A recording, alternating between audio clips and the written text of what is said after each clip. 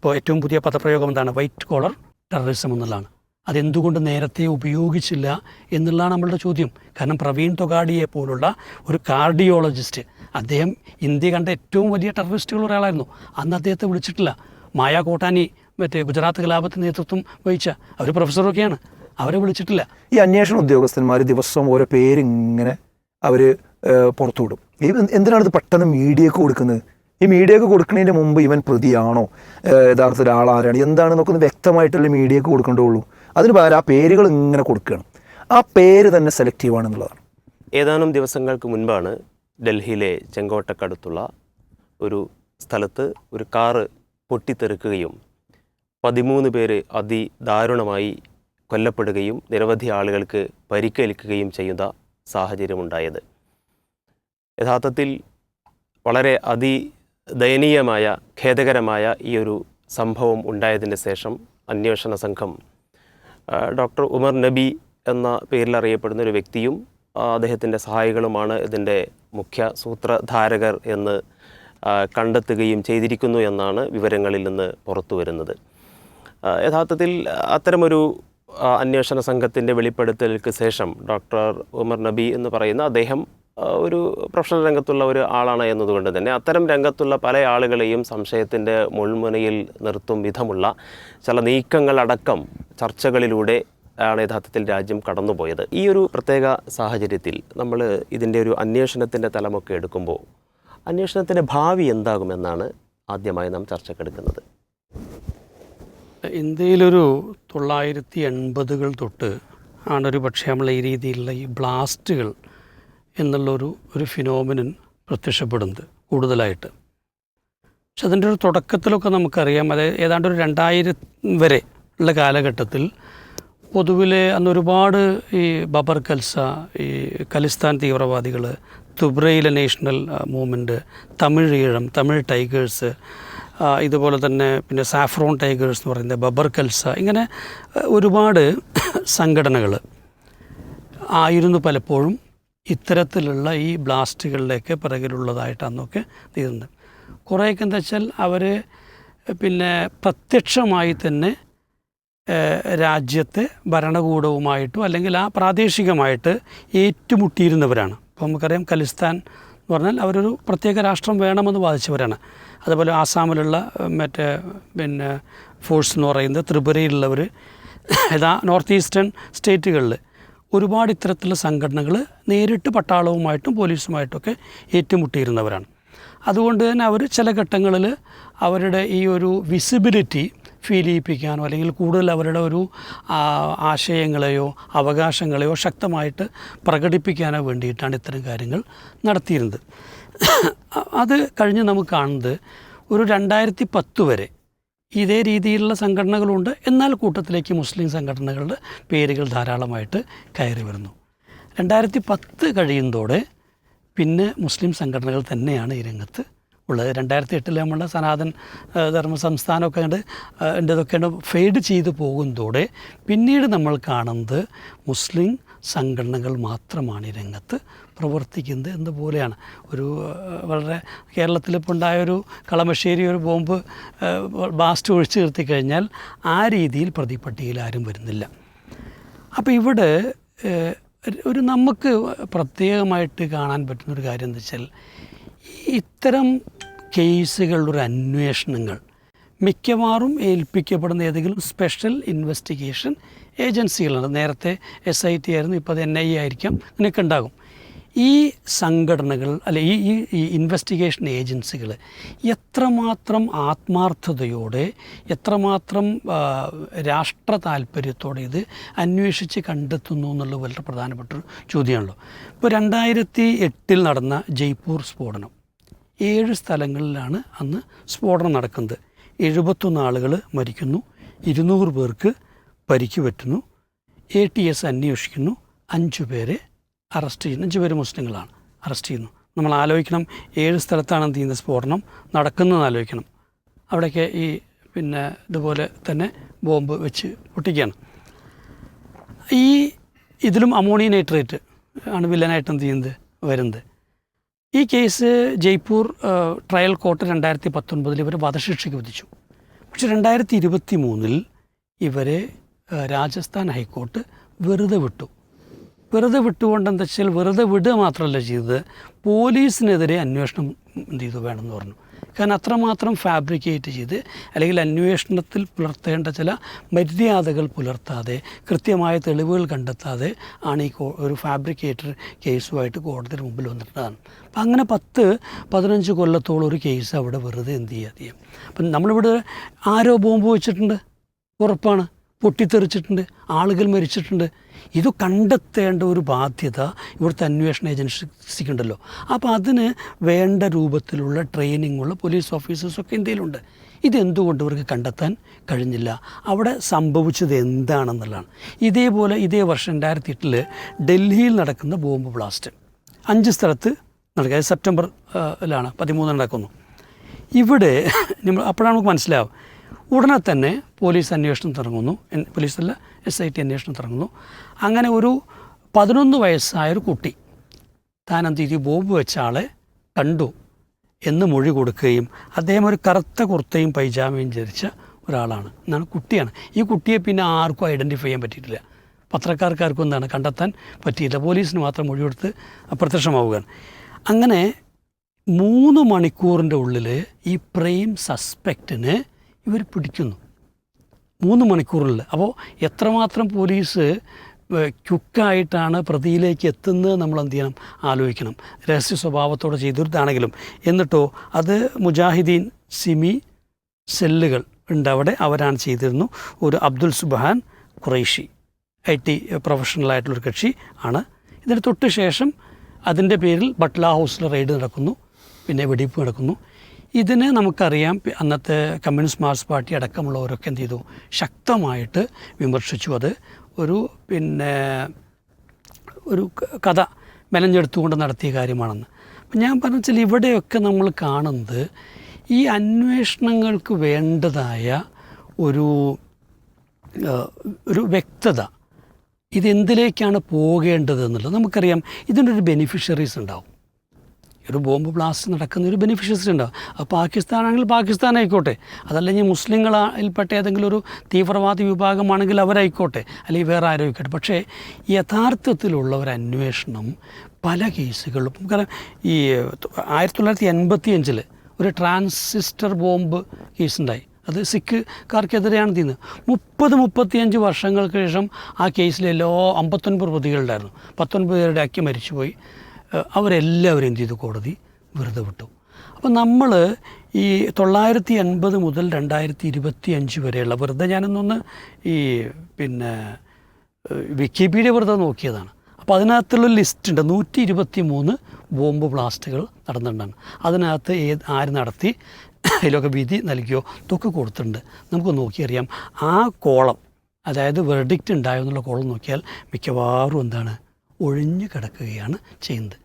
അപ്പോൾ ഇതൊക്കെ തന്നെ കാണിക്കുന്നത് ഇവിടെ യഥാർത്ഥത്തിൽ ഇങ്ങനെ ഒരു സംഭവം നടക്കേണ്ടതിൻ്റെ ഒരു ആവശ്യകതയാണ് പ്രധാനം എന്നുള്ളതാണ്. നമ്മളെല്ലാത്തിലൊന്നും എന്ത് ചെയ്യുന്നില്ല, ഇവിടുത്തെ പോലീസിനെയോ അല്ലെങ്കിൽ സർക്കാരിനെ കുറ്റപ്പെടുത്തുന്നൊന്നുമില്ല. ഒരു പക്ഷേ അതിനകത്ത് ശരിക്കും സംഭവിച്ച കാര്യങ്ങൾ ഉണ്ടായിരിക്കാം. പക്ഷേ എങ്കിലും ഒരു കാര്യം വളരെ വ്യക്തമാണ്, ഇതിൽ പല ബോംബ് ബ്ലാസ്റ്റുകളും മറ്റു പല സംഭവങ്ങളുമായി വളരെയേറെ ഇഴചേർന്നുകൊണ്ടാണ് സംഭവിക്കുന്നത്. അതിപ്പോൾ പുൽവാമ ആക്രമണമാണെങ്കിലും ശരി, പാർലമെൻറ്റ് ആക്രമണമാണെങ്കിലും ശരി, ഇപ്പോൾ നമ്മൾ കാണുന്ന ഈ ബോംബ് ബ്ലാസ്റ്റ് ആണെങ്കിലും, ഇതിനെല്ലാം തന്നെ ചില രാഷ്ട്രീയ താല്പര്യങ്ങൾ കൂടെ ഉണ്ട് എന്ന് തോന്നിപ്പിക്കുന്ന ഒരവസ്ഥ എന്തായാലും നിലവിലുണ്ട്. അപ്പോൾ ഇവിടെ നമ്മൾ ഇപ്പം അജിത് ഡോവൽ നമ്മുടെ മുഖ്യ ഉപദേഷ്ടാവാണ്, മറ്റേ പ്രധാനമന്ത്രിയുടെ. അദ്ദേഹം തന്നെ ഇൻ്റർവ്യൂവിൽ പറയുന്നത് വെച്ച് കഴിഞ്ഞാൽ IS, അതായത് പാകിസ്ഥാൻ്റെ ചാരസംഘടന, അവരേറ്റവും കൂടുതൽ റിക്രൂട്ട് ചെയ്തിട്ടുള്ളത് മുസ്ലിങ്ങളെയല്ല ഹിന്ദുക്കളെയാണെന്നാണ് അദ്ദേഹം പറഞ്ഞത്. ഏറിയാൽ 20% മുസ്ലിങ്ങൾ മാത്രമേ റിക്രൂട്ട് ചെയ്തിട്ടുള്ളൂ. 4000 കേസുകളുണ്ടെങ്കിൽ അതിൽ 3000-ലധികവും ഹിന്ദുക്കൾ. എന്നുവെച്ചാൽ അവർക്കൊരിക്കലും മുസ്ലിങ്ങളെ കിട്ടിക്കഴിഞ്ഞാൽ അവരുദ്ദേശിക്കുന്ന ഒരു ബ്ലാസ്റ്റോ അല്ലെങ്കിൽ മറ്റു ഉള്ളിലൂടെയുള്ള പ്രവർത്തനം നടത്താൻ പറ്റില്ല. നമ്മൾ തന്നെ കാണുന്നുണ്ട് ചാരപ്രവർത്തനങ്ങളിൽ ഏർപ്പെട്ട് പിടിക്കപ്പെട്ടെന്ന്. ഈ അടുത്ത കാലത്ത് പിടിക്കപ്പെട്ടവരിൽ ആരും തന്നെ മുസ്ലിങ്ങളില്ല. ഇപ്പോൾ ഈവൻ കൊച്ചിയിൽ നടന്ന അതിനകത്ത് പിന്നെ അവസാനം ക്രിസ്ത്യാനി കൂടെ എന്താണ് പ്രതിയായിരുന്നു എന്നുള്ളതാണ്. അപ്പോൾ ഇവിടെ എവിടെയും മുസ്ലിങ്ങളില്ല. അപ്പോൾ സത്യത്തിൽ മുസ്ലിങ്ങൾ ഈ ദേശദ്രോഹ പ്രവർത്തനം നടത്താനായിരുന്നെങ്കിൽ ഏറ്റവും നല്ലത് ആരെ സഹായിക്കലാണ്? പാകിസ്ഥാനെ സഹായിക്കലാണ്, പാകിസ്ഥാനോടൊപ്പം നിൽക്കലാണ്. പക്ഷേ അങ്ങനെ ഒരു പാകിസ്ഥാനോടൊപ്പം നിന്നുകൊണ്ട് ഇന്ത്യയിലെ മുസ്ലിങ്ങൾ ഇത്തരത്തിലുള്ള ദേശദ്രോഹ പ്രവർത്തനങ്ങൾ നടത്തിയതിന് തെളിവുകളില്ല. മറിച്ച് അത്തരം കാര്യങ്ങളിലൊക്കെ പലപ്പോഴും മറ്റ് വിഭാഗങ്ങളാണ് തീയിട്ടുള്ളത്. ഇനി ആലോചിച്ച് നോക്കുമ്പോൾ ദേവീന്ദർ സിംഗ് എന്ന് പറയുന്നൊരു കക്ഷി നമ്മൾ പലപ്പോഴും കേട്ടിട്ടുണ്ട്. ഇപ്പോൾ പുൽവാമ ആക്രമണത്തിന് സമയത്ത് അദ്ദേഹമായിരുന്നു അവിടുത്തെ എന്തോ കമാൻഡർ ഇൻ ചീഫ് എന്തോ ആയിട്ടുണ്ടായിരുന്നത്. അദ്ദേഹത്തെ എന്ത് ചെയ്യുന്നു, 2020 ഒരു മറ്റേ ഹിസ്ബുൾ മുജാഹിദിൻ്റെയും മറ്റോ ആളുകളുടെ കൂടെ ട്രാവൽ ചെയ്യുന്ന സമയത്ത് പിടിക്കപ്പെടുന്നു. അപ്പോൾ ഒരു പട്ടാള ഓഫീസർക്ക് ഈ പറയുന്ന പാകിസ്ഥാനിലോട് ബന്ധമുണ്ടെന്ന് ആരോപിക്കപ്പെടുന്ന സംഘടനകളുമായിട്ട് ഒരു കാറിൽ സഞ്ചരിക്കുകയാണ്. AK-47 ഉണ്ട്, അമ്യൂണിഷൻസ് ഉണ്ട്, അദ്ദേഹത്തിൻ്റെ റൂം റെയ്ഡ് ചെയ്തിട്ട് പലതും പിടിക്കുന്നുണ്ട്. ഇതൊക്കെ സംഭവിക്കുമ്പോഴേ ഇതിൽ നിന്ന് കണക്ട് ചെയ്ത് വായിക്കേണ്ട ചില കാര്യങ്ങൾ എന്തായാലും ഉണ്ടല്ലോ. അതിലേക്കിത് ശരിക്കും പോകുന്നില്ല എന്നുള്ളതാണ്. ആകെ കൂടി ഇത് സംഭവിച്ചപ്പോഴാണ് കർക്കരയെ പോലുള്ള ചിലർ, ഹേമന്ത് കർക്കരയെ പോലുള്ള ചിലർ ഒരു അന്വേഷണം ചെയ്യുകയും ചില കാര്യങ്ങൾ പുറത്തു കൊണ്ടുവരികയും ചെയ്യുന്നു. പക്ഷെ അത് അവിടെ വെച്ച് തന്നെ അവസാനിക്കുന്നു. ആ കേസിൽ സ്വയം കുറ്റസമ്മതം നടത്തിയ നമ്മുടെ സ്വാമി അസീമാനന്ദയെ പോലുള്ളവർ പിൽക്കാലത്ത് അത് ജഡ്ജിയുടെ മുമ്പിൽ, മജിസ്ട്രേറ്റിന് മുമ്പിൽ പോലും മൊഴി കൊടുത്താണ്. പിന്നെ അത് തിരുത്തി പറയുന്നു, ഒടുവിൽ അവരെ അക്വിറ്റ് ചെയ്യുന്നു. അതുപോലെ തന്നെ മറ്റേ സിംഗിനെ പോലുള്ളവരെ അക്വിറ്റ് ചെയ്യുന്നു. അപ്പോൾ ഇവിടെ നമ്മളുടെ മുൻപിലുള്ള പ്രധാനപ്പെട്ടൊരു ചോദ്യം, ആർക്ക് വേണ്ടിയാണ് ഈ ബോംബ് സ്ഫോടനങ്ങൾ നടക്കുന്നതെന്നുള്ളതും ആർക്ക് വേണ്ടിയാണ് ഈ അന്വേഷണം നടക്കുന്നതും രാഷ്ട്ര താല്പര്യങ്ങൾ എത്രമാത്രം ഇതിൽ സംരക്ഷിക്കപ്പെടുന്നതാണ്. നമ്മൾ കാണുന്ന ഒരു കാര്യം എന്താ വെച്ചാൽ, ഇങ്ങനൊരു സംഭവം നടക്കുന്നു, ഇപ്പോൾ പ്രത്യേകിച്ചും കുറച്ച് മുസ്ലിങ്ങൾ പിടിക്കപ്പെടുന്നു. അവരെ ശിക്ഷിക്കണം എന്നുള്ളതൊന്നും നിർബന്ധമില്ല. പക്ഷേ ദീർഘകാലം അതിൻ്റെ പേരിൽ അവർ തടവിൽ കിടക്കും. എന്നിട്ടോ പിന്നീട് അവരുടെ കുടുംബം, അവരുടെ എല്ലാം നശിക്കുകയും ചെയ്യും. ഇപ്പോൾ ഏറ്റവും പുതിയ ട്രെൻഡ് ഇപ്പം എന്താ വെച്ചാൽ, ഈ ഹൈ പ്രൊഫൈൽ മുസ്ലിംസിലേക്കും എല്ലാം ഇത് എത്തുന്നു എന്നുള്ളതാണ്. സ്ഥാപനങ്ങളെയും ഇത് ടാർഗറ്റ് ചെയ്യാൻ തുടങ്ങുന്നുള്ളതാണ്. അപ്പോൾ നമുക്കറിയാം, ഇപ്പോൾ കോയമ്പത്തൂർ ഉള്ള ബ്ലാസ്റ്റ് എന്താണ്, അവിടെ ചാവടിയിൽ എവിടെ നടന്നല്ലോ. ഉടനെ എന്താ വെച്ചാൽ അവിടുത്തെ ചില മദ്രസകൾ അങ്ങനത്തെ ഇൻസ്റ്റിറ്റ്യൂഷനുമായിട്ട് അതിനെ റിലേറ്റ് ചെയ്യുകയാണ്. അപ്പോൾ അത് പുതിയ ഒരു തരം തന്ത്രമാണ് എന്ന് നമുക്ക് എന്ത് ചെയ്യേണ്ടത്, കരുതേണ്ടത്. കാരണം വ്യക്തികൾ പലപ്പോഴും എന്താ വെച്ച് കഴിഞ്ഞാൽ ടെററിസ്റ്റ് ഗ്രൂപ്പുകളൊക്കെ എന്ന് പറഞ്ഞാൽ അവർ വളരെ, ഇപ്പം ഇവിടുത്തെ ഏറ്റവും വലിയ വിഷയം വിസിബിലിറ്റിയാണ്. വിസിബിലിറ്റി ഇല്ലാത്തവരാണ് ഈ പറയുന്ന എല്ലാ സംഘടനകളും. അപ്പോൾ അവരിതുപോലെ വളരെ വിസിബിൾ ആവുന്ന ചില പ്രതലങ്ങളിൽ നിന്നുകൊണ്ട് വർക്ക് ചെയ്യുന്നു എന്നത് തന്നെ അവിശ്വസനീയമായിട്ടുള്ള കാര്യമാണ്. പക്ഷേ അത്തരമൊരു ചേർത്തു വായിക്കലിലൂടെ മുസ്ലിങ്ങളുടെ സ്ഥാപനങ്ങളെ, സംഘടനകളെയൊക്കെ തന്നെ ടാർഗറ്റ് ചെയ്യുന്നതിലേക്ക് മെല്ലെ മെല്ലെ ഇത് അടുത്തു വന്നുകൊണ്ടിരിക്കുന്നു എന്നുള്ളൊരു അപകടമാണ് ഞാൻ കാണുന്നത്. പിന്നെ ഇപ്പോൾ ഏറ്റവും പുതിയ പദപ്രയോഗം എന്താണ്, വൈറ്റ് കോളർ ടെററിസം എന്നുള്ളതാണ്. അതെന്തുകൊണ്ട് നേരത്തെ ഉപയോഗിച്ചില്ല എന്നുള്ളതാണ് നമ്മളുടെ ചോദ്യം. കാരണം പ്രവീൺ തൊഗാഡിയെ പോലുള്ള ഒരു കാർഡിയോളജിസ്റ്റ്, അദ്ദേഹം ഇന്ത്യ കണ്ട ഏറ്റവും വലിയ ടെററിസ്റ്റുകൾ ഒരാളായിരുന്നു. അന്ന് അദ്ദേഹത്തെ വിളിച്ചിട്ടില്ല. മായ കോട്ടാനി മറ്റേ ഗുജറാത്ത് കലാപത്തിന് നേതൃത്വം വഹിച്ച അവർ പ്രൊഫസറൊക്കെയാണ്, അവരെ വിളിച്ചിട്ടില്ല. അപ്പോൾ ഇവിടെ ഈ ഒരു പെട്ടെന്നൊരു സുപ്രഭാതത്തിൽ മുസ്ലിങ്ങൾക്കിടയിൽ നിന്നൊരു വിഭാഗത്തെ ഈ രീതിയിൽ വൈറ്റ് കോളർ എന്ന് ജിഹാദീസാക്കി മാറ്റുമ്പോഴും മീഡിയകളാണ് ഇവിടെ യഥാർത്ഥത്തിൽ ഇതിനെ, ഈ മൊത്തം സമൂഹത്തെ ടെററൈസ് ചെയ്യാൻ ശ്രമിക്കുന്നത്. ഒരുപക്ഷെ ഒറ്റപ്പെട്ടൊരു സംഭവത്തെ വലിയ തോതിൽ ഈ പറഞ്ഞ് പരത്തി ഏതോ ചില ആവശ്യങ്ങൾ, ആ ആവശ്യങ്ങൾ നിർവഹിക്കപ്പെടുന്നു എന്നുള്ളതാണ് നമുക്ക് തോന്നുന്നത്. എനിക്കിപ്പോൾ ഈ മൊത്തത്തിൽ ഈ കേസുകളുടെയൊക്കെ ഹിസ്റ്ററി എന്നെടുത്ത് നോക്കിയപ്പോൾ എനിക്ക് മനസ്സിലായത് എന്താ വെച്ചാൽ, ഒരു കേസും ന്യായമായ ഒരു അന്വേഷണം നടത്തി വ്യക്തമായ തെളിവുകൾ കണ്ടെത്തി പ്രതികളിലേക്ക് എത്തി അതിൻ്റെ താല്പര്യങ്ങളെ എക്സ്പോസ് ചെയ്ത് ഒരു ശിക്ഷാവിധിയിലേക്ക് പോകുന്ന ഒരവസ്ഥ വളരെ വളരെ കുറവാണ്. അതല്ല നമുക്ക് ആവശ്യം. ഈ രാഷ്ട്രത്തിലെ ഇത്തരത്തിലുള്ള പ്രവർത്തനങ്ങൾ അവസാനിക്കണം. അതിനൊരു ഒരന്ത്യമുണ്ടാകണം. അത് ജനങ്ങളുടെ ജീവൻ്റെ, സമ്പത്തിൻ്റെ ഒക്കെ നഷ്ടത്തിന്, രാഷ്ട്രത്തിന് ഒരുപാട് ക്ഷതമേൽപ്പിക്കുന്നുണ്ട്. അതുകൊണ്ട് തന്നെ അതിലൊരു അവസാനം ഉണ്ടാകാനാണ് നമുക്ക് ആവശ്യം. അത്തരത്തിലുള്ള അന്വേഷണങ്ങൾ ഗുണപരമായിട്ട് മാറട്ടെ എന്നാണ് നമ്മൾ ആഗ്രഹിക്കുന്നത്. സ്ഫോടനങ്ങൾ ഒന്നും നന്മയായി ബാക്കി വെക്കാറില്ല. ഒരു ഭാഗത്ത് എല്ലാ നിലക്കും നഷ്ടപ്പെടുന്ന ഒരു സാഹചര്യം പലരും നേരിടേണ്ടി വരുന്നു. എന്നാൽ മറുഭാഗത്ത് ഡയറക്റ്റോ ഇൻഡയറക്റ്റായോ ലാഭം കൊയ്യുന്ന ആളുകളെയും നമുക്ക് കാണാൻ കഴിയും. ഇവിടെ നമ്മൾ യഥാർത്ഥത്തിൽ എന്താണ് ഇവിടെ ബാക്കിയാക്കുന്നത്? ഇവിടെ ബാക്കിയാകുന്നത് ഇപ്പോൾ ഈ സ്ഫോടനങ്ങളിലൊക്കെ ബാക്കിയാകുന്നത് എന്താണെന്ന് വെച്ചാൽ നേരത്തെയുള്ള മുൻവിധികളെ അരക്കിട്ടുറപ്പിക്കുന്നു എന്നുള്ളതാണ്. അപ്പോൾ നമ്മൾ ബസ് കാത്ത് നിൽക്കുകയായിരിക്കുക. ബസ് കാത്ത് നിൽക്കുമ്പോൾ ബസ്സിൻ്റെ ശബ്ദം ഇതൊക്കെയാണല്ലോ നമ്മുടെ മനസ്സിൽ ഉണ്ടാവുക. അപ്പോൾ ഒരു കാറ്റടിച്ച് ഒരു മഴ വരികയാണെങ്കിൽ തന്നെ നമ്മളറിയും ബസ് വരുന്നുണ്ടെന്നാണ് തോന്നുന്നത്. നമുക്ക് ഇനി ഒരു ലോറി വരുന്നുണ്ട് ശബ്ദം കേട്ടാലും ബസ് വരുന്നുണ്ടെന്നാണ് തോന്നുന്നത്. എന്ത് ശബ്ദം കേട്ടാലും നമുക്ക് പിന്നെ ബസ് വരുന്നുണ്ടെന്നാണ് തോന്നുന്നത്. മനസ്സിലായോ? അവിടെ പ്രശ്നം എന്താ വെച്ചാൽ രാവിലെ ഷർട്ടും പാൻറ്റും മാറ്റി പിന്നെ ബസ് കയറാൻ വേണ്ടിയിട്ടാണ് അവിടെ വന്ന് നിൽക്കുന്നത്. അപ്പോൾ അയാളെ മൈൻഡ് സെറ്റ് ഇപ്പം അങ്ങനെയാണ്.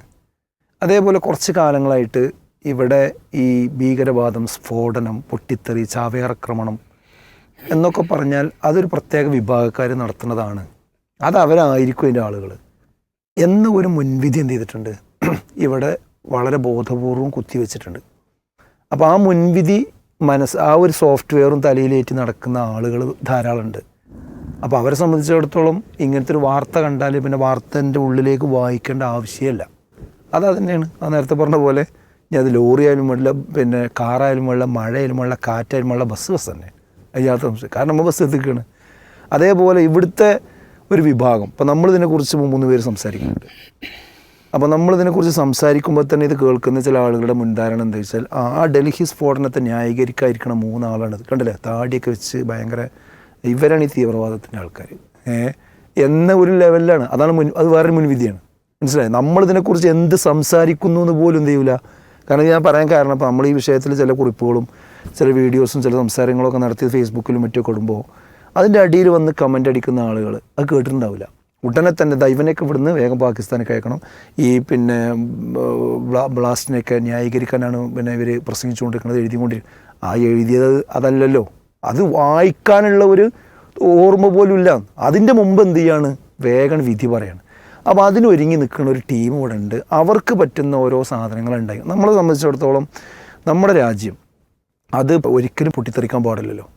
അത് ഒരു നിരപരാധികളുടെ മുമ്പിൽ പിന്നെ ഒരു ചാവേറാക്രമണമോ അല്ലെങ്കിൽ വേറെ ഏത് നിലക്കുള്ള സ്ഫോടനം ഉണ്ടായാലും മനുഷ്യന്മാരല്ലേ. ഇപ്പോൾ ഈ വിഷയത്തിൽ ഇത്ര 10-ലധികം ആളുകളല്ലേ, 13 ആളുകൾ കൊല്ലപ്പെട്ടിട്ടുണ്ട്. പിന്നെ ആ ആളുകളുടെ പേര് എത്ര ആളുകൾക്കറിയാം? അവരെക്കുറിച്ചും അവരുടെ കുടുംബത്തെക്കുറിച്ചും അവരുടെ വേദനയെക്കുറിച്ചും എത്ര ആൾ സംസാരിച്ചുകൊണ്ടിരിക്കുന്നുണ്ട്? അതൊരു വിഷയമേ അല്ല. അതിൻ്റെ ബാക്കി കാര്യങ്ങൾ അത് വെച്ചുകൊണ്ട് നേരത്തെ ഞാൻ പറഞ്ഞ ആ ഒരു അജണ്ട എങ്ങനെ സെറ്റ് ചെയ്യാം എന്നതാണ് ഇവിടെ വരുന്നത്. നമ്മളെ സംബന്ധിച്ചിടത്തോളം ഇതുണ്ടാകുമ്പോൾ ഇതൊരു സുരക്ഷാ പ്രശ്നമാണ്. അതിന് ഗവൺമെൻറ്റാണ് നമുക്ക് സുരക്ഷിതത്വം നൽകേണ്ടത്. അവരതെന്ത് ചെയ്യേണ്ടതുണ്ട്, പെട്ടെന്ന് ആക്ട് ചെയ്ത് കണ്ട് അതിൻ്റെ പ്രതികളെ പിടിക്കണം. ഇതാണ് എൻ്റെ വിഷയം. ആ പ്രതികളെ പിടിക്കുന്നത് വരെ ഇപ്പോൾ നടന്നുകൊണ്ടിരിക്കുന്ന കാര്യം എന്താ വെച്ചാൽ 2 ടീമുണ്ട് ഇവിടെ. ഒന്ന് അന്വേഷണ ഉദ്യോഗസ്ഥന്മാർ. ഈ അന്വേഷണ ഉദ്യോഗസ്ഥന്മാർ ദിവസവും ഓരോ പേരിങ്ങനെ അവർ പുറത്തുവിടും. ഈ എന്തിനാണിത് പെട്ടെന്ന് മീഡിയക്ക് കൊടുക്കുന്നത്? ഈ മീഡിയക്ക് കൊടുക്കുന്നതിൻ്റെ മുമ്പ് ഇവൻ പ്രതിയാണോ, യഥാർത്ഥത്തിൽ ആളാരാണ്, എന്താണെന്നൊക്കെ ഒന്ന് വ്യക്തമായിട്ടല്ലേ മീഡിയക്ക് കൊടുക്കേണ്ടതുള്ളൂ. അതിന് പകരം ആ പേരുകൾ ഇങ്ങനെ കൊടുക്കുകയാണ്. ആ പേര് തന്നെ സെലക്റ്റീവാണെന്നുള്ളതാണ്. അതായത് കിട്ടുന്ന പേരൊക്കെ എന്ത് ചെയ്യുന്നില്ല, മീഡിയക്ക് ചോർന്ന് കിട്ടണില്ല അല്ലെങ്കിൽ കൊടുക്കുന്നില്ല. അത് വളരെ സെലക്റ്റീവാണ്. ഇപ്പോൾ ഞാൻ ഒറ്റ ഉദാഹരണം പറഞ്ഞുതരാം. ഇപ്പോൾ ഡോക്ടർ ഷഹീൻ ഷാഹിദ്, അതേപോലെ തന്നെ ഡോക്ടർ പർവേസ് അൻസാരി, ഇവർ 2 പേര് നമ്മൾ ഈ ഡോക്ടർ വൈറ്റ് കോളർ ടെററിസം എന്ന് പറയാനുള്ള ഒരു കാരണത്തിൽ ഒന്ന് ഇവരൊക്കെ ഈ ഡോക്ടർമാരാണെന്നുള്ളതാണ്. ഇവരെ പേര് പരാമർശിച്ചു അന്വേഷണ ഉദ്യോഗസ്ഥന്മാർ. അത് വെണ്ടക്ക അക്ഷരത്തിൽ എന്ത് ചെയ്തു, മാധ്യമങ്ങൾ പ്രചരിപ്പിച്ചു. ഭയങ്കരമായ ന്യൂസായി. ആ ന്യൂസായിട്ട് ഇപ്പോൾ കഴിഞ്ഞ ദിവസം എന്തായി, അവർ കുറ്റക്കാരല്ല, അവരിതിൽ യാതൊരു നിലക്കും ബന്ധപ്പെട്ടിട്ടില്ല എന്ന് അവരെ പിരിച്ചു ഒഴിവാക്കി. പക്ഷേ ഈ കൂട്ടത്തിൽ എന്ത് ചെയ്തിട്ടുണ്ട്, ഇതല്ലാത്ത ഇപ്പോൾ ഡോക്ടർ പ്രിയങ്ക ശർമ്മ പിടിക്കപ്പെട്ടിട്ടുണ്ട്. പക്ഷെ ആ പേര് ഇതേപോലെ ആഘോഷിക്കപ്പെട്ടിട്ടില്ല. അത് കാശ്മീരിൽ ജോലി ചെയ്തിരുന്ന ഒരു ഹരിയാന സ്വദേശിയാണ് ഈ പറഞ്ഞ പ്രിയങ്ക ശർമ്മ. കാശ്മീർ പോലീസിൻ്റെ ഒരു കൗണ്ടർ ഇൻ്റലിജൻസ് ടീമാണ് ഇവരെന്ത് ചെയ്തിട്ടുള്ളത്, അറസ്റ്റ് ചെയ്തത്. റെഡ് ഫോർട്ട് സ്ഫോടനവും കേസുമായി ബന്ധപ്പെട്ട് അറസ്റ്റിലായ മുൻ ജീവനക്കാരൻ്റെ ഫോൺ കോളിൻ്റെ അടിസ്ഥാനത്തിൽ കൂടിയാണ് ഇവരെ പിന്നെ വിളിച്ചത്. പക്ഷേ ഇതെന്ത് ചെയ്തെന്നില്ല, നേരത്തെ പറഞ്ഞ 2 പേര് പോലെ ഇത് മീഡിയയിൽ സംഭവമായിട്ട് വരുന്നില്ല. ഈ സെലക്റ്റീവായിട്ടുള്ള അവതരണമാണ് നമുക്ക് പ്രശ്നം. നമുക്ക് ഈ 3 പേരും ഒരുപോലെ കൈകാര്യം ചെയ്യണമെന്ന് നമ്മൾ പറയുന്നത്. അതല്ലാതെ ഒരു മുസ്ലിം പേരാണെങ്കിൽ അത് വേഗം കോയിൻ ചെയ്ത് എടുത്തു കൊണ്ടുവന്ന് അപ്പോഴേക്ക് അത് വൈറ്റ് കോളർ ടെററിസം മറ്റേത് മറിച്ച് എന്നൊക്കെ പറഞ്ഞ് ഒരു കഥയും മെനഞ്ഞ് ആ ഒരു സമുദായത്തെ ഞാൻ പറഞ്ഞല്ലോ, ശബ്ദം കേട്ടാൽ അത് മഴയാണെങ്കിലും ബസ്സാണ് എന്ന് പറയുന്ന രൂപത്തിൽ എവിടെ എന്ത് പൊട്ടിയാലും അത് മുസ്ലിങ്ങളാണ്. ഇപ്പോൾ ഇതൊക്കെ നമ്മൾ പറയുമ്പോഴും എന്നാലും പിന്നെ കൊല്ലപ്പെട്ട ആൾ ഒരു മുസ്ലിം പേരുള്ള മുസ്ലിം പേരുണ്ടാവാം, ഹിന്ദു പേരുണ്ടാവാം, ക്രിസ്ത്യൻ പേരുണ്ടാവാം. ഇപ്പോൾ കളമശ്ശേരി കണ്ടതാരെ ഒരു ക്രിസ്ത്യൻ പേരുകാരനാണ് കളമശ്ശേരി കണ്ടത് അല്ലേ. ഇതിനു മുമ്പ് ഇന്ത്യ രാജ്യത്ത് നടന്ന ഒരുപാട് പിന്നെ ഭീകരാക്രമണ കേസുകളുണ്ട്. ആ ഭീകരാക്രമണ കേസിലൊക്കെ എത്ര ഹൈന്ദവ നാമുള്ള ആൾക്കാരെ പിടിച്ചിട്ടുണ്ട്. ഇവർ മൊത്തത്തിൽ ഇവർ പിന്നെ യഥാർത്ഥ കുറ്റവാളികളാണെങ്കിൽ അവരൊന്നും യഥാർത്ഥത്തിൽ ഒരു മതത്തിൻ്റെ പിൻബലമുള്ളവരല്ല. ഒരു മതത്തെയും അതിലെന്ത് ചെയ്യാൻ പാടില്ല. മതത്തിൽ ഭീകരവാദമില്ല, ഭീകരവാദത്തിന് മതമല്ല. അത് നമ്മൾ കറക്റ്റായിട്ട് മനസ്സിലാക്കണം. അപ്പോൾ അത് ആ നിലയ്ക്ക് ഇൻവെസ്റ്റിഗേഷൻ നടത്തിക്കൊണ്ട് യഥാർത്ഥ പ്രതികളെ പിടിക്കുകയാണ് വേണ്ടത്. അല്ലാതെ കിട്ടുന്ന പേരുകൾ, കുറേ പേരുകൾ ഇങ്ങനെ അന്വേഷണ ഉദ്യോഗസ്ഥന്മാർ ഓരോ ദിവസം പറയാം. അത് അതിനായിട്ട് കാതോർത്ത് നിൽക്കുന്ന, അതിൽ മുസ്ലിം പേര് മാത്രം കാണുന്ന കുറച്ച് മീഡിയകളുണ്ട്. എന്നിട്ട് ആ മീഡിയകൾ അതെന്ത് ചെയ്യുക, ഭയങ്കര സംഭവമായിട്ട് പറയുകയും ചെയ്യുക. എന്നാൽ ഇതിന് നേരെ എതിരായിട്ട് ഇവർ നിരപരാധികളാണ് എന്ന് പറഞ്ഞൊരു വാർത്ത വന്നാലോ, ഈ ഒലക്ക മുക്കിങ്ങാണ്ട് എഴുതിയോ പിന്നെ ഒരു കമ്പും മുക്കിയിട്ട് പോലും എന്ത് ചെയ്യൂല, അത് അത്ര ഇതിലെഴുതൂല. അത് ഏതെങ്കിലും ചരമകോളത്തിൽ എവിടെയെങ്കിലുമൊക്കെ പിന്നെ ഒരു കുറ്റവിമുക്തനാക്കുന്നുണ്ടാവും. അപ്പോൾ ഇവിടെ നമുക്ക് പറയാനുള്ളത് എന്താണെന്ന് വെച്ചാൽ, ഇവിടെ ഭരണകൂടത്തിനും അതേപോലെ തന്നെ മാധ്യമങ്ങൾക്കും ചില ഉത്തരവാദിത്തമുണ്ട്. അതെന്താണെന്ന് വെച്ചാൽ, ഒന്ന് ഭരണകൂടം അന്വേഷണത്തിൽ നിഷ്പക്ഷത കാണിക്കണം. അതേപോലെ തന്നെ ഉത്തരവാദിത്തത്തോടു കൂടിയുള്ള വിചാരണയായിരിക്കണം നടത്തേണ്ടത്. പിന്നെ ഇവർ നിരപരാധികളാണെന്ന് മനസ്സിലായി കഴിഞ്ഞാൽ അവർക്ക് കൃത്യമായ നഷ്ടപരിഹാരം, അവരുടെ പുനരധിവാസം, ആയുസ്സും സമയം എന്തായാലും തിരിച്ചു കൊടുക്കാൻ കഴിയില്ല. അതിന് പിന്നെ പരിഹാരമാകുന്ന കാര്യങ്ങൾ ചെയ്യേണ്ടതുണ്ട്. അതേപോലെ പുറത്തിറങ്ങുന്ന ആളുകൾക്ക് ശരിയായ രീതിയിലുള്ള വാർത്താ പ്രാധാന്യം കിട്ടുന്നുണ്ട് എന്ന് ഭരണകൂടം തന്നെ ഉറപ്പുവരുത്തണം. എങ്ങനെയാണോ അവർ ജയിലിനുള്ളിലേക്ക് കുറ്റവാളികളായി മുഖം മറച്ചുകൊണ്ട് കയറിയത്, ആ കയറിയ സമയത്ത് എന്തൊക്കെ ഫീച്ചറുകൾ വന്നിട്ടുണ്ടോ, എന്തൊക്കെ ചർച്ചകൾ വന്നിട്ടുണ്ടോ, അതിലേറെ ഈ മാധ്യമങ്ങൾ കാണിക്കേണ്ട ഉത്തരവാദിത്തമാണ് എന്ത്, അവർ പുറത്തിറങ്ങുമ്പോൾ അത് ഇവർ കുറ്റവാളികളായിരുന്നില്ല എന്നിട്ട് അവരെ ശരിയായ രീതിയിൽ എന്തുണ്ട് ആ പണി ഇവരെന്തെങ്കിലും എടുക്കുകയില്ല. അപ്പോൾ മാധ്യമങ്ങൾ പാലിക്കേണ്ടത് റിപ്പോർട്ടിലെ സമഗ്രത, അതേപോലെ സന്തുലിതമായ റിപ്പോർട്ടിങ്, ഈ സെൻസേഷണലിസം എന്ത് ചെയ്യണം, അവർ ഒഴിവാക്കണം. ഇതിന് മാധ്യമ പ്രവർത്തകർക്ക് കൃത്യമായ പരിശീലനങ്ങൾ എന്ത് ചെയ്യേണ്ടതുണ്ട്, കൊടുക്കേണ്ടതുണ്ട് എന്നുള്ളതാണ് ആ വിഷയത്തിൽ പറയാനുള്ളത്. ഇപ്പോൾ UAPA തീവ്രവാദ കേസുകളിലൊക്കെ ഈ ശരിക്ക് അക്വിറ്റൽ നിരക്ക് കൂടുതലാണ്, അഥവാ കുറ്റവിമുക്തരാക്കപ്പെട്ടവർ കൂടുതലാണ്. അതും തന്നെ മുസ്ലിം സമുദായത്തിൽപ്പെട്ട ആളുകളാണെന്ത് ഏറ്റവും കൂടുതൽ ഉള്ളത്. ഇപ്പോൾ 2015, 2020 വരെയുള്ള കാലയളവിലെ NCRB ഡാറ്റ അടിസ്ഥാനമാക്കിയുള്ള പഠനത്തിൽ UAPA കേസിൽ 97% ആളുകൾ വിചാരണ കാത്ത് കിടക്കുന്നവരാണെന്നാണ്. അതിൽ തന്നെ 2014 മുതൽ 2022 വരെ ആകെ സൃഷ്ടിച്ചിട്ടുള്ളത് 222 ആൾക്കാർ കേസ് മാത്രമാണ്. ഒരുപാട് ആളുകളെ പുറത്തു വിടുകയാണ്. അപ്പോൾ ഈ പിടിച്ചൽ കൊണ്ടുപോകുന്ന സമയത്ത് അവരെ പേര് വെച്ചിട്ട് ടാർണിഷ് ചെയ്യുന്ന രൂപമുണ്ടല്ലോ, അതൊരു നിലക്കും നമുക്ക് എന്ത് ചെയ്യാൻ പറ്റില്ല, അംഗീകരിക്കാൻ പറ്റില്ല. കാരണം എന്താ വെച്ചാൽ പിന്നെ ഈ ചാവേറാക്രമണം, ഇപ്പോൾ ഇത് വെച്ചുകൊണ്ട് ചില എക്സ് മുസ്ലിമീങ്ങളൊക്കെ വന്നുകൊണ്ട് പറയുന്നത് എന്താ വെച്ചാൽ, കണ്ടില്ലേ ഇനി ഡോക്ടർമാരൊക്കെ നിങ്ങൾ ശ്രദ്ധിച്ചോളി, അതായത് മതം പറയുന്ന, പരലോകം പ്രസംഗിക്കുന്ന ഡോക്ടർമാരൊക്കെ നിങ്ങൾ ശ്രദ്ധിച്ചോളി. യഥാർത്ഥത്തിൽ എന്താ പറയുന്നത് അറിയോ, ഈ ചാവേറായി പൊട്ടിത്തെറിച്ച സ്വർഗം കിട്ടുമെന്ന് അവർ പഠിപ്പിക്കണത്. അതുകൊണ്ടാണ് ഈ ആളുകൾ ഇത് പെട്ടെന്ന് ചെയ്യാൻ. അത്തരം ആളുകൾ വിഡ്ഢിത്തത്തിന് കയ്യും കാലും വെച്ചവരാണെന്ന് പറയാതിരിക്കാൻ നിർവാഹമില്ല. ഇസ്ലാമിനെ സംബന്ധിച്ചിടത്തോളം ചാവേറാക്രമണം എന്ന് പറഞ്ഞാൽ ആത്മഹത്യയാണ്. ആത്മഹത്യ ചെയ്ത ആളുകൾക്ക് നാളെ നരകമാണുള്ളത്. ഏത് രൂപത്തിലാണോ അയാൾ ആത്മഹത്യ ചെയ്തത്, ഇപ്പോൾ ഒരു വയറിന് അയാളൊരു കമ്പി കൊണ്ട് കുത്തിയിട്ടാണ് ആത്മഹത്യ ചെയ്തതെങ്കിൽ അയാൾ നാളെ പരലോകത്ത് കുത്തിക്കൊണ്ടേയിരിക്കുന്നതാണ്. വിഷം കഴിച്ചവൻ വിഷം കഴിച്ചുകൊണ്ടേയിരിക്കും, മലയുടെ മുകളിൽ നിന്ന് ചാടിയവൻ ചാടിക്കൊണ്ടേയിരിക്കും. അങ്ങനെ പഠിപ്പിക്കപ്പെട്ട ഒരു മതത്തിൻ്റെ വക്താവിന് എങ്ങനെയാണ് ചാവേറായി പൊട്ടിത്തെറിക്കാൻ പറ്റുക? അപ്പോൾ അതൊന്നും അറിയാതെ എന്തെങ്കിലുമൊക്കെ എന്ത് ചെയ്യാണ് പറയും. എന്നാൽ നേരെ എതിര് സംഭവിക്കാൻ സാധ്യതയുണ്ട്. മരണത്തോടു കൂടിയൊരു ജീവിതമല്ല, ഒന്നുമില്ല, ചോദ്യമല്ല, മറുപടിയില്ല, സ്വർഗമല്ല, നരകമല്ല, ഒന്നുമില്ലെങ്കിൽ എന്തും ചെയ്യാലോ. അത്തരം ആളുകൾക്കാണ് എന്തും ചെയ്യാനുള്ള സാധ്യതയും പൊട്ടിത്തെറിക്കാനുള്ള സാധ്യതയും കൂടുതലുണ്ടാകും. അത് വെറുതെ പറയല്ല. ചരിത്രത്തിലേക്ക് നോക്കിക്കഴിഞ്ഞാൽ ഏറ്റവും വലിയ ഭീകരാക്രമണവും കൂട്ടക്കുരുതികളും ഉണ്ടായത് ഇപ്പോൾ 1-ാം ലോക മഹായുദ്ധം, 2-ാം ലോക മഹായുദ്ധം. ഏകദേശം 10 കോടിയിലധികം ആളുകൾ എന്ത് ചെയ്തിട്ടുണ്ട്, അതിന് വിധേയരായിട്ടുണ്ട് അല്ലേ. എന്നാൽ ഏറ്റവും വലിയ യുദ്ധക്കൊതിയനായിട്ടും ഇസ്ലാം വാളിൻ്റെ മതമാണ് എന്നും മുഹമ്മദ് നബി സല്ലല്ലാഹു അലൈഹി വസല്ലമയെ യുദ്ധവെറിയനാണ് എന്നൊക്കെ നിരന്തരം പറഞ്ഞുകൊണ്ടിരിക്കുന്ന ആളുകൾ അവർ മനസ്സിലാക്കേണ്ട കാര്യമാണിത്. പ്രവാചകൻ്റെ മൊത്തം യുദ്ധങ്ങളെടുത്ത് പരിശോധിച്ചാൽ ഒരു 1300 താഴെ ആളുകൾ മാത്രമേ എന്ത് ചെയ്തിട്ടുള്ളൂ. 1000 മുതൽ 1300 താഴെ ആളുകൾ മാത്രമേ കൊല്ലപ്പെട്ടിട്ടുള്ളൂ. ഈ കോടികൾ ഇപ്പോൾ നമ്മളെ കൺമുമ്പിലാണ് ഗസ കണ്ടത്. 3/4 ലക്ഷം ആൾക്കാരാണ് അവിടെ മരണപ്പെട്ട്. 1 ലക്ഷത്തോളം ആൾക്കാരെന്ന് പറയാം ശരിക്ക്.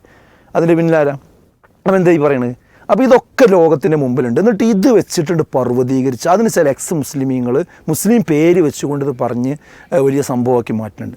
അപ്പോൾ അത്തരം കാര്യങ്ങൾ നമ്മൾ എന്ത് ചെയ്യേണ്ടതുണ്ട്, വളരെ ഗൗരവപൂർവ്വം തന്നെ ഈ വിഷയത്തിൽ പരിഗണിക്കേണ്ടതുണ്ട് എന്നാണ് എനിക്ക് പറയാനുള്ളത്. പിന്നെ എന്താ വേറെ ഒരു സംഭവം എന്താ വെച്ചാൽ ജനങ്ങൾക്ക് ഇതൊക്കെ മനസ്സിലായിട്ടുണ്ട്. എന്ത് ഒരു സംഭവം ഉണ്ടായി കഴിഞ്ഞാൽ അത് മുസ്ലിങ്ങളെ ടാർഗറ്റ് ചെയ്യാൻ തന്നെയാണെന്ന് മുസ്ലിങ്ങൾക്ക് ഏതായാലും അറിയാം. അതിൻ്റെ അപ്പുറത്ത് നിൽക്കുന്ന ആളുകൾക്കും അത് മുസ്ലിങ്ങൾ ആവശ്യമില്ലാതെ ഈ വിഷയത്തിൽ വലിച്ചടക്കുന്നുണ്ട് എന്നുള്ളത് ഏകദേശം ഒരു ധാരണ എല്ലാവർക്കും ഉണ്ട്. അത് ഇനി മാധ്യമങ്ങളും വലതുപക്ഷ നിലപാടുള്ളവരും കൂടി എന്ത് ചെയ്താൽ മതി, അത് തിരിച്ചറിഞ്ഞ് അത് കുഞ്ഞാപ്പ് പോകാൻ നിൽക്കണ്ട. ആ വാർത്ത തെറ്റായ വാർത്ത കൊടുത്ത് കുഞ്ഞാപ്പ് പോകാൻ നിൽക്കേണ്ട കാര്യമില്ല. പിന്നെ വാർത്ത വരുമ്പോൾ സാധാരണക്കാരൻ ചിന്തിക്കേണ്ടത്, ഒന്ന്, മാധ്യമങ്ങളിൽ ഇത്തരം വാർത്ത വരുമ്പോൾ കണ്ണടച്ചൊരിക്കലും എന്ത് ചെയ്യരുത്, അത് വിശ്വസിക്കരുത്. അതേപോലെ ഇസ്ലാമോഫോബിക് എലമെൻറ്റ് അതിലുണ്ടാകുന്നുള്ള മുൻവിധിയോടുകൂടി തന്നെ അത് വായിക്കണം. കാരണം അങ്ങനെയാണ് എല്ലാം വന്നുകൊണ്ടിരിക്കുന്നത്. പിന്നെ കുറച്ച് ദിവസത്തെ മീഡിയ അറ്റൻഷനാണ് ഇവർക്കൊക്കെ ആവശ്യം. മീഡിയക്കും ആവശ്യമാണ്, അത് പൊളിറ്റിക്കൽ പാർട്ടികൾക്കും ആവശ്യമാണ്, പ്രത്യേകിച്ച് ഭരിക്കുന്ന ആളുകൾക്കും ആവശ്യമാണ്. വിഷയങ്ങൾ മാറ്റിമറിക്കുക എന്നുള്ളതൊക്കെ കാലങ്ങളായിട്ട് അവർ ചെയ്തുകൊണ്ടിരിക്കുന്ന കാര്യങ്ങളാണ്. പ്രത്യേകിച്ച് എവിടെയെങ്കിലും ഇലക്ഷനോ കാര്യങ്ങളോ ഉണ്ടെങ്കിൽ ഇതെന്ത് ചെയ്യും, ഈ രീതിയിലേക്ക് അത് ജനറേറ്റ് ചെയ്യും.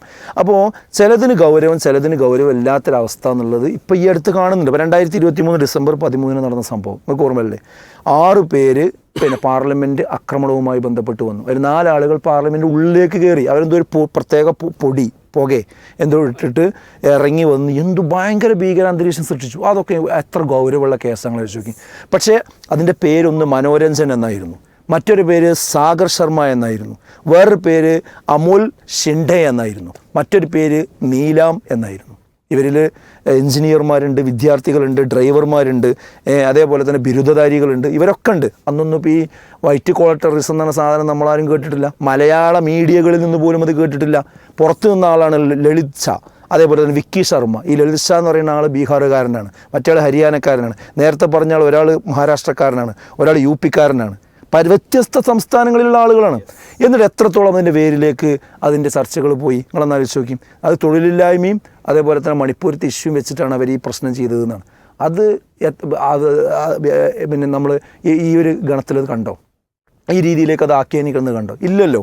അതേപോലെ തന്നെ ഷൂ എറിഞ്ഞ സംഭവം 2025 ഒക്ടോബർ 6-നാണ്. അതായത് സുപ്രീം കോടതിയിൽ ബി ആർ ഗവായിക്കെതിരെ, ചീഫ് ജസ്റ്റിസ് ഗവായിക്കെതിരെ ഈ പിന്നെ ഷൂ എറിഞ്ഞ ആളെ പേരെന്താ, രാകേഷ് ശർമ്മ എന്നാണ്. രാകേഷ് ശർമ്മ ആയതുകൊണ്ട് തന്നെ വസ്തുതകൾ അറിയണം. അത്ര നീതിപീഠത്തിൻ്റെ മുഖത്തേക്ക് ഷൂ എറിയാൻ ശ്രമിച്ചിട്ട് അയാളെ ഒരു രോമത്തിന് പോലും ഒന്നും പറ്റിയിട്ടില്ല. ഇപ്പോൾ അയാൾ ജയിലിലല്ല, പുറത്താണ്.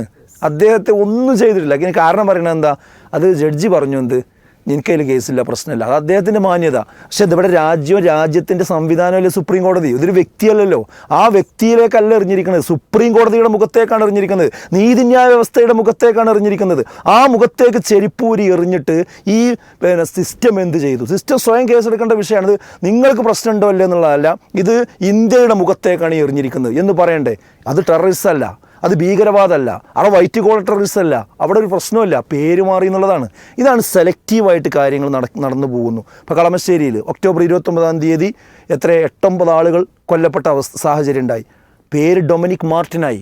ഇപ്പം എന്താ, UAPA വിഷയം അതിലില്ല എന്നാണ്. എത്ര പെട്ടെന്നാണ് നിങ്ങളൊന്ന് ആലോചിച്ച് നോക്കും.